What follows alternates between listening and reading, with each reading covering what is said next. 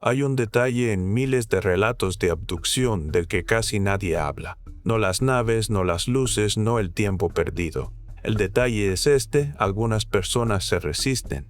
Patean, arañan, gritan, muerden y se resisten a los extraterrestres que les están realizando procedimientos en el cuerpo. Y algo ocurre cuando lo hacen, algo consistente. Algo que, una vez que empiezas a tirar de ese hilo, no deja de deshacerse. Quiero empezar con un número, entre el 1 y el 4%.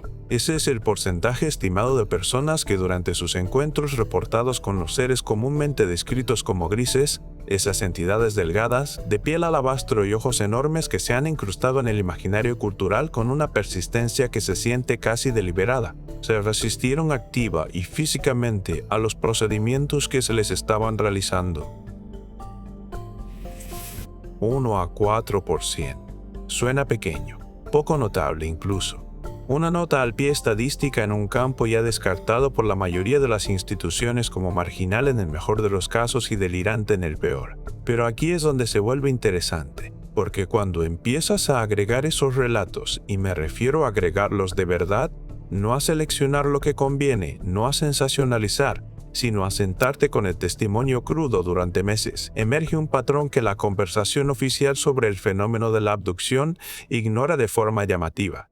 El patrón es este: la respuesta no es aleatoria, no es caótica, no es lo que esperarías de seres que se encuentran con resistencia inesperada por primera vez. Es coordinada, calibrada, practicada. He pasado la mayor parte de 3 años revisando correspondencia desclasificada. Notas de campo de investigadores de los años 80 y 90, diarios de experiencias autopublicados y horas de transcripciones de sesiones de regresión hipnótica. Mucho de este material existe en los márgenes, en colecciones especiales de bibliotecas universitarias que no se han digitalizado, en archivos privados mantenidos por investigadores que dejaron la academia en condiciones que nunca se explicaron del todo, en boletines fotocopiados que circulaban entre grupos de apoyo en lugares como Albuquerque, Burlington y Modesto. Lo que encontré no fue una prueba definitiva, fue algo más inquietante que eso. Fue un patrón definitivo, se llama Sandra. Ha pedido que no se use su apellido. En 1991, relató haber despertado sobre lo que describió como una mesa fría y lisa, incapaz de mover la parte inferior del cuerpo, rodeada de 3 seres que describe consistentemente como los altos y los bajos. Calcula que tenía poco más de 30 años en ese momento. Recuerdo que mi brazo izquierdo se soltó, me licé. No sé cómo, pero se soltó, y le golpeé. Lancé el brazo e hice contacto con el lado de su cabeza, y lo que pasó después, llevo 30 años intentando describirlo. Lo que pasó después es lo que estoy aquí para documentar. Pero antes de llegar ahí, tenemos que entender quiénes son estos resistentes, porque hay algo que la literatura más profunda, no los especiales de televisión, no las memorias más vendidas, sino los expedientes reales compilados por investigadores independientes, sugiere sobre este subconjunto concreto de personas, algo que plantea una pregunta simple pero crítica: ¿por qué algunos se resisten y la mayoría no? Doctora Carla Turner, investigadora con un doctorado de la Universidad del Norte de Texas, que documentó casos de abducción a lo largo de los años 80 y 90 antes de su muerte por cáncer en 1996, a los 48 años, compiló notas extensas sobre lo que llamaba resistentes activos. Turner señaló que las personas que se resistían físicamente durante los procedimientos tendían a compartir varias características. Los antecedentes militares o policiales aparecían con una frecuencia estadísticamente curiosa. También historiales de trauma que en el marco de Turner podrían haber bajado el umbral de disociación. Es decir, estos individuos, paradójicamente, permanecían más presentes durante experiencias de las que otras personas parecen salirse mentalmente. Turner escribió en sus notas de campo de 1994, nunca publicadas formalmente pero circuladas entre investigadores: el perfil del resistente no es el perfil de un descreído. Es el perfil de alguien cuyo sistema nervioso, por razones que todavía no entendemos, simplemente no acepta la sedación. La sedación, esa palabra importa, reténla, porque a lo largo de cientos de relatos compilados por Turner, por el psiquiatra de Harvard John Mack y por el investigador Bud Hopkins, cuyos expedientes personales fueron donados a un archivo privado de Nueva York tras su muerte. El testimonio hace referencia consistentemente a un estado de parálisis física que precede y acompaña a los procedimientos. Los testigos lo describen como una pesadez, una presión, un peso de cuerpo entero que no es dolor, pero tampoco es nada. Y entonces algunas personas concretas y particulares, empiezan a moverse a través de ello. Sentí que mi mano se movía. Ellos no querían que se moviera. Podía notar que no querían. Había una presión como si alguien empujara hacia abajo sobre mi muñeca, pero mi mano seguía moviéndose. Este es un hombre identificado en los expedientes solo como Reme, del área metropolitana de Phoenix, Arizona. Su relato se documentó en 1993 durante una sesión de regresión conducida por una terapeuta con licencia, cuyo nombre pude localizar en las transcripciones, pero que ya no ejerce en ningún estado que haya podido verificar, y el relato de Reme no es único. Es de hecho casi intercambiable con relatos de una mujer de la costa de Maine documentados en 1988, de una maestra jubilada de Baton Rouge cuyo caso compiló Hopkins y de un camionero de la Alberta rural en Canadá. Y ahora llegamos al corazón del asunto, porque lo que los seres hacen en respuesta a la resistencia es donde la conversación oficial, en la medida en que exista alguna, se desmorona por completo. Cuando cartografías el testimonio, hay 4 categorías de respuesta documentadas. Quiero ser preciso aquí, no estoy inventando categorías. Las estoy observando como un geólogo observa los estratos, porque están ahí, en capas dentro de los relatos, consistentes a lo largo de décadas y entre investigadores independientes que a menudo no están en contacto entre sí. Categoría 1, parálisis intensificada, la respuesta más comúnmente reportada. Cuando un miembro se suelta, cuando una mano golpea, cuando una pierna patea, el efecto paralítico se describe aumentando de forma inmediata y dramática. No gradualmente, no como un retorno lento del peso supresor, inmediatamente, como si se hubiera girado un dial. Sandra lo describe así. Después de golpearlo, no podía mover nada. Ni los dedos, ni los párpados, nada. Estaba completamente bloqueada. Y quiero ser clara sobre algo. He tenido parálisis del sueño de verdad. Esto no era eso, esto era lo contrario de eso. La parálisis del sueño se siente como estar atrapado dentro de tu cuerpo. Esto se sentía como si mi cuerpo hubiera sido apagado desde fuera.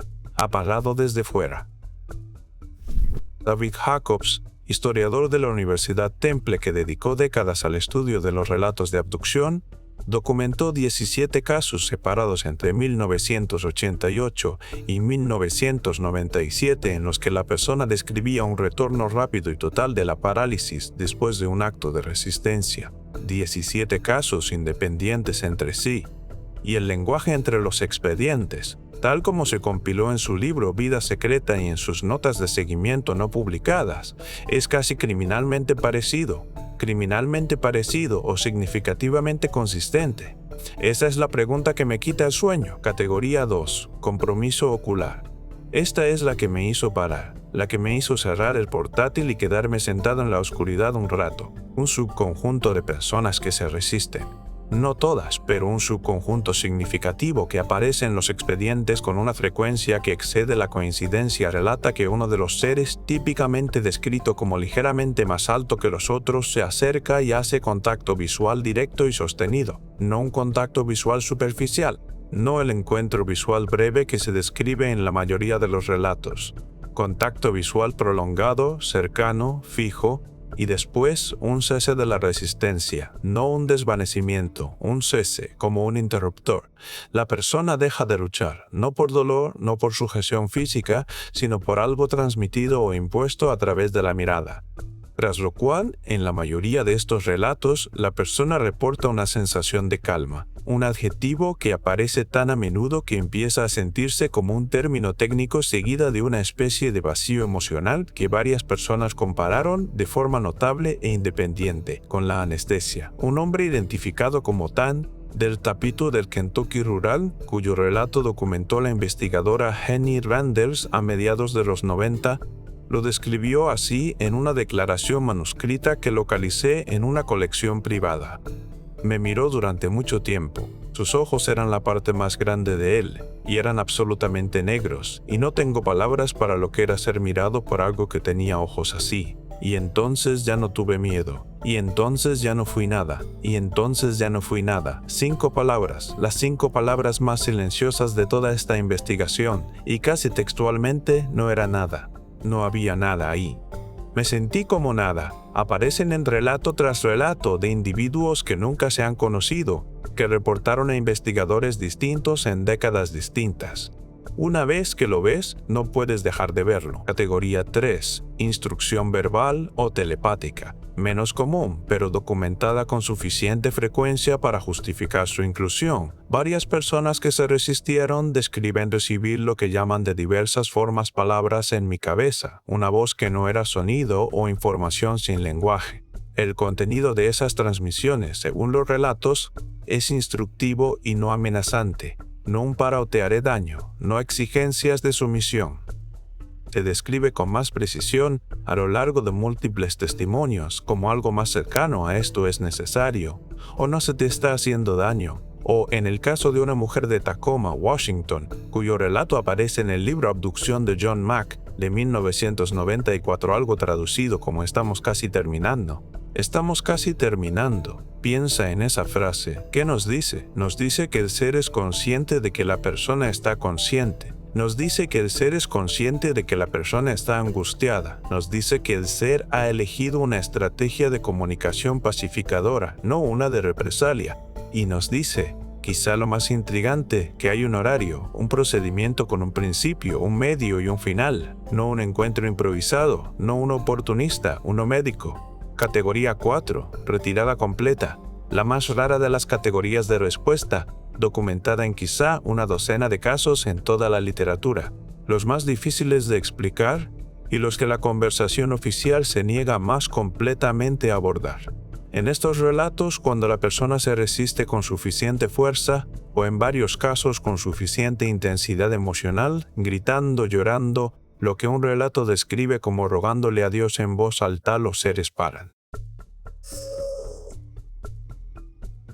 Parecen comunicarse entre sí mediante el mecanismo que usen, y entonces el encuentro termina. La persona se encuentra de vuelta en su dormitorio o su coche, o donde empezó el evento. Ningún procedimiento completado, ningún periodo de transición del que se pueda dar cuenta, simplemente terminado. Un caso de las afueras de Santa Fe, Nuevo México, documentado en una carta de 1989 escrita a Bud Hopkins y preservada en su colección de Nueva York, describe las consecuencias así. Desperté en el suelo de mi cocina. Había estado en el patio de atrás. Sí, lo sé, porque podía sentir la hierba en mis pies, pero no había hierba en el suelo de la cocina. Había terminado y no podría decirte cómo volví a entrar, salvo que no había caminado. Estos relatos de categoría 4 son los que más me preocupan, no porque prueben algo, sino por lo que implican. Si la resistencia completa puede terminar el encuentro, si los seres son capaces de simplemente marcharse, ¿qué nos dice eso sobre los encuentros que no se terminan? ¿Qué nos dice sobre la decisión de continuar? Aquí es donde tengo que ser cuidadoso, porque lo que voy a describir podría leerse como una afirmación, y no estoy haciendo afirmaciones, estoy observando, estoy notando. Las 4 categorías de respuesta que he descrito, parálisis intensificada, compromiso ocular, instrucción telepática y retirada completa, aparecen en relatos documentados por investigadores que no están en contacto entre sí, usando metodologías distintas, en países distintos, a lo largo de un periodo de aproximadamente 4 décadas. Bud Hopkins trabajaba principalmente desde un estudio en Nueva York. John Mack trabajaba desde Harvard. Carla Turner desde Texas, Jenny Randles desde Inglaterra, David Jacobs desde Filadelfia. Estos investigadores discrepaban entre sí en metodología, en interpretación, en la naturaleza fundamental de lo que estaban documentando.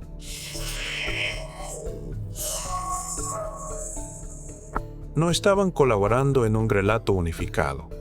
Varios de ellos criticaron públicamente el trabajo de los otros. Y sin embargo, los comportamientos de respuesta se agrupan. El lenguaje hace eco. La secuencia resistencia, escalada inmediata o anulación, pacificación o retirada se repite con una consistencia interna que sería notable, incluso en un campo con condiciones controladas y recolección estandarizada de datos. Este no es un campo controlado, no hay condiciones estandarizadas. Los relatos vienen de personas traumatizadas, recordados bajo hipnosis o en testimonio escrito, filtrados a través de los marcos interpretativos de investigadores con agendas enfrentadas. Y aún así, el patrón se repite. ¿Por qué? Quiero sentarme con esa pregunta un momento, porque creo que las respuestas fáciles se disuelven rápido bajo presión. El argumento de la contaminación, que las personas que reportan experiencias similares simplemente se influyeron entre sí a través de la exposición mediática, a través de la proliferación cultural de la imagen del gris. Después de encuentros en la tercera fase, en 1977 y de Expediente, en los 90 tiene mérito real como crítica general de la literatura de la abducción.